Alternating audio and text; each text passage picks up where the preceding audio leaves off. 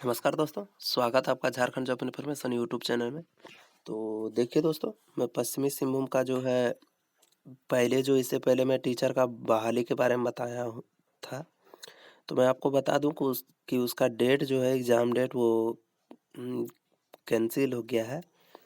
तो आप लोगों को अच्छा है दोस्तों, तैयारी करने का थोड़ा और समय मिल गया। तो चलिए देखते हैं इस पे क्या दिया गया है।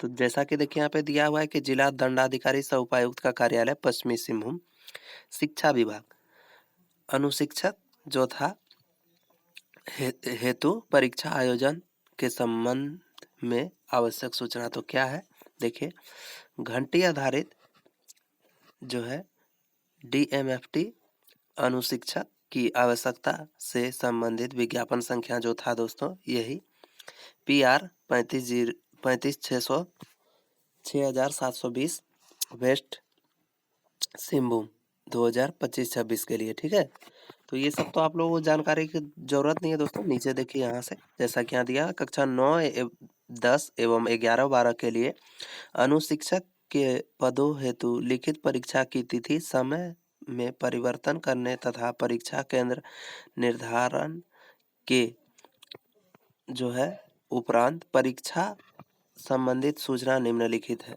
तो देखिए किस प्रकार से है यहाँ पे।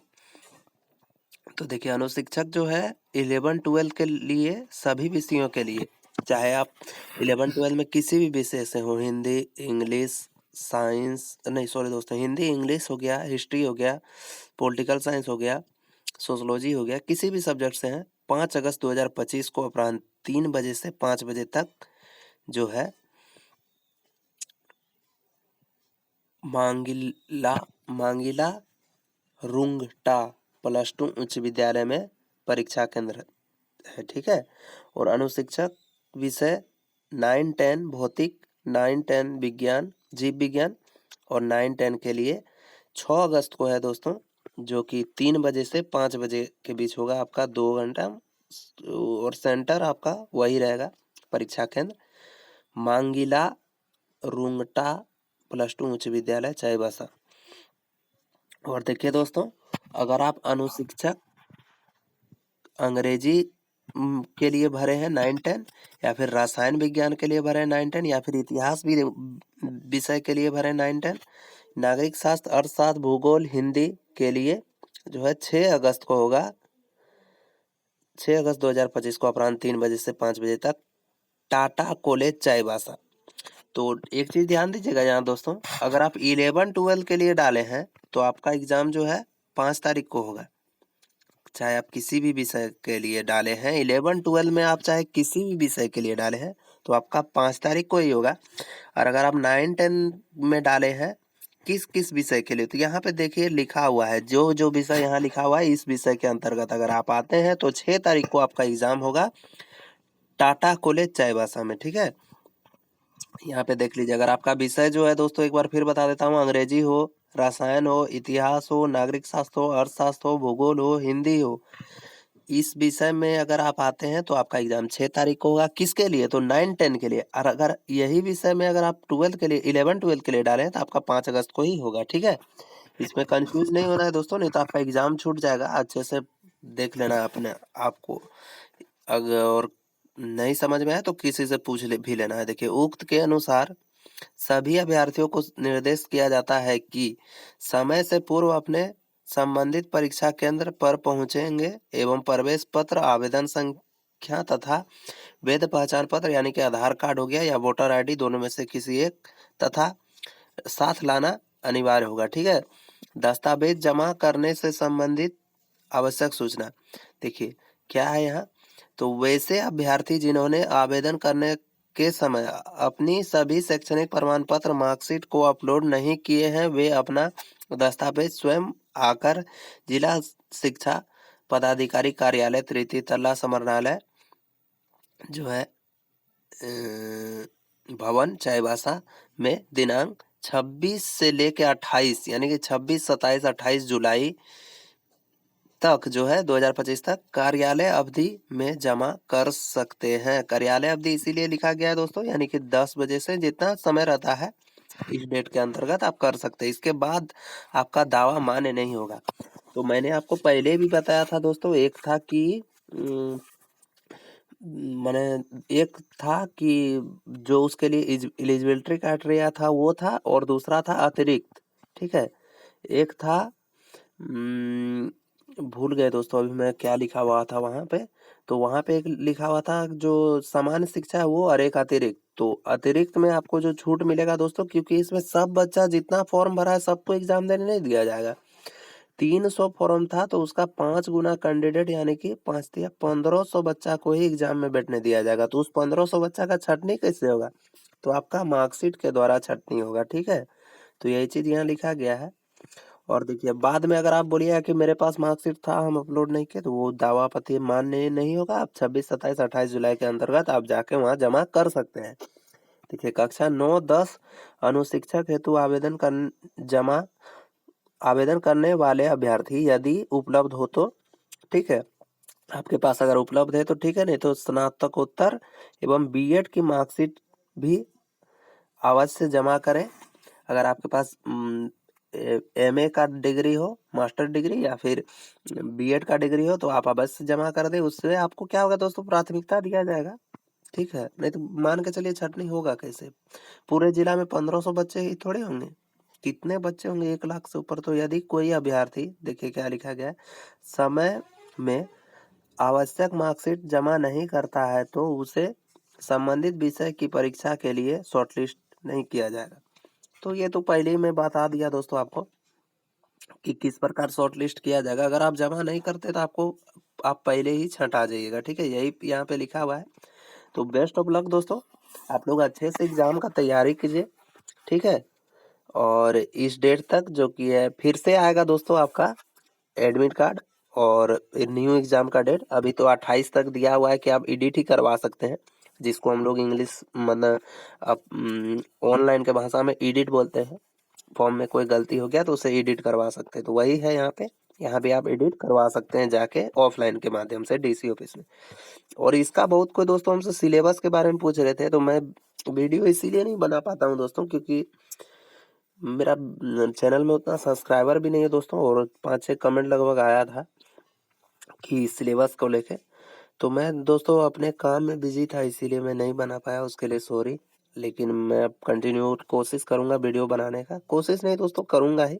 और आपके जिला के जो डीसी साहब है दोस्तों बहुत अच्छा काम कर रहे हैं और फास्ट भी कर रहे हैं। तो देखिए दोस्तों, इसमें जो था दोस्तों कि मुझे जहां तक याद आ रहा है कि 50 क्वेश्चन जो था दोस्तों, वो आपको आपके विषय से पूछा जाएगा। वो बता देता हूँ, ठीक है।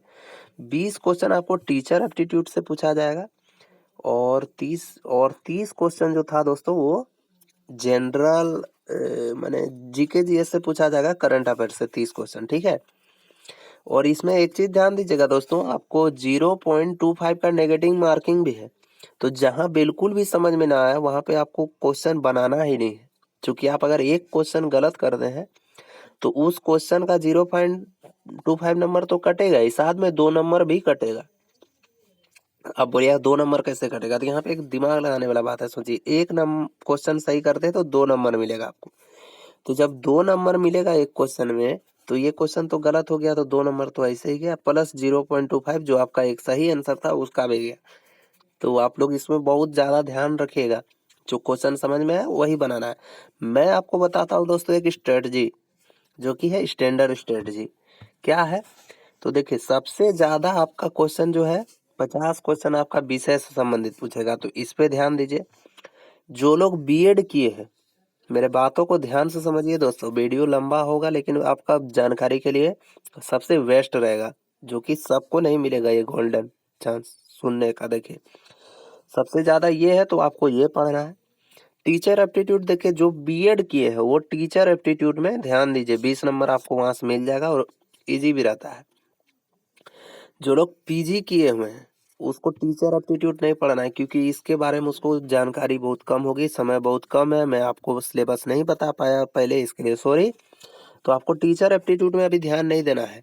जो बीएड किए हैं वो टीचर एप्टीट्यूड में ध्यान दे, जो एमए किए हैं वो टीचर एप्टीट्यूड में ध्यान ना दे, वो अपने विषय पे ध्यान दे, और थोड़ा करंट अफेयर जीके जीएस पे ध्यान दे।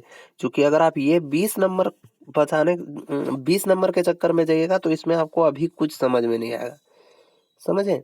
नया चीज कुछ ट्राई ही नहीं करना है एग्जाम के टाइम, इस चीज को हमेशा ध्यान रखिए। उससे क्या होता है, माइंड डाइवर्ट होता है, आप पुराना चीज भी भूलते हैं, आप इसको भी भूलिएगा और इसको भी नहीं कर पाइएगा।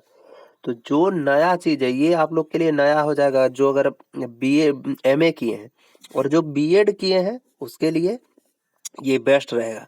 तो इसमें कंपटीशन कहाँ होगा पता है दोस्तों, यही 20 नंबर और 30 नंबर में कंपटीशन होगा। जो एमए किए हैं उसको ये समझ में नहीं आएगा, और जो बीएड किए हैं उसको तो ये पूरा समझ में आएगा। वो 20 में हमको लगता है 19-18 उठाएंगे ही, और एमए वाले जो बच्चे इधर 19-18 नहीं उठा पाएंगे वो 19-18 इधर उठाएंगे। और 50 नंबर में सबको ध्यान देना है, क्योंकि ये आपका विषय से संबंधित है। तो विषय से संबंधित है तो यहाँ कुछ सोचना ही नहीं है, अपना नोट्स कॉपी निकालना है और धड़ाधड़ पढ़ते जाना है, कुछ नहीं। इसमें एक नंबरिया पूछा जाएगा, तो आपसे क्या पूछे जाएगा, अगर इतिहास के हैं तो यही सब पूछेगा दोस्तों, कि कुछ भी पूछ सकता है दोस्तों, मैं अनुमानित बता रहा हूँ। थोड़ा सा गांधी जी के बारे में पढ़ लीजिएगा, थोड़ा सा इतिहास के बारे में पढ़ लीजिएगा, सबसे पुराना राजा, सबसे पुराना ग्रंथ कौन सा है, ठीक है। क्योंकि एक नंबरिया है दोस्तों तो आपसे लॉन्ग क्वेश्चन तो पूछेगा नहीं। सबसे पुराना वेद कौन सा है, उपनिषद की संख्या कितनी है, सारा ये मैं हिस्ट्री में पीजी किया हूँ दोस्तों, तो इसीलिए मैं थोड़ा हिस्ट्री के बारे में आपको बता रहा हूँ। बाकी आपकी जो विषय है उससे संबंधित आपको क्वेश्चन कर दिमाग में लोड रखना। मेरे पास 1000 समथिंग क्वेश्चन है दोस्तों इतिहास से संबंधित एक नंबरिया। लेकिन यहाँ पे दोस्तों क्या है कि आपके जिला में ही आप बच्चे भर सकते हैं, तो बहुत अच्छा चांस दिया है दोस्तों, आप लोग इसको मिस नहीं कीजिएगा और धड़ाधड़ पढ़िए दोस्तों। अगर 2 महीना मेहनत कर लेते हैं और आपका हो जाता है दोस्तों तो अच्छा ही है, नहीं तो पूरा लाइफ मेहनत करने के लिए रेडी रहिए। और क्या बोलूँगा, मैं यही बोलूँगा कि आप इसको ध्यान देना इस पे, और जो एमए किए हुए हैं उसको इस पे ध्यान देना 50 30 80 नंबर पे, और जो बीएड किए हैं वो 50 और 20 में तो उसको ध्यान ही नहीं देना है, क्योंकि ये 20 में वो नहीं भी पढ़ेगा तो 15 नंबर लाएगा, क्योंकि इस पे वो उसका कमांड बन चुका होगा अगर क्लास करते होंगे तो। और उसको इतना ध्यान देना है। और जो एमए वाले हैं तो मैं ये अपना अनुमानित बताया दोस्तों, बाकी आपको पढ़ना तो सब कुछ है, तैयारी कीजिए, ठीक है। मिलते हैं किसी नेक्स्ट वीडियो नेक्स्ट जानकारी के साथ, तब तक के लिए जय हिंद जय भारत वंदे मातरम। और इसका जब आएगा दोस्तों मार्कशीट का डेट तो मैं वीडियो बना के बता दूंगा आपको।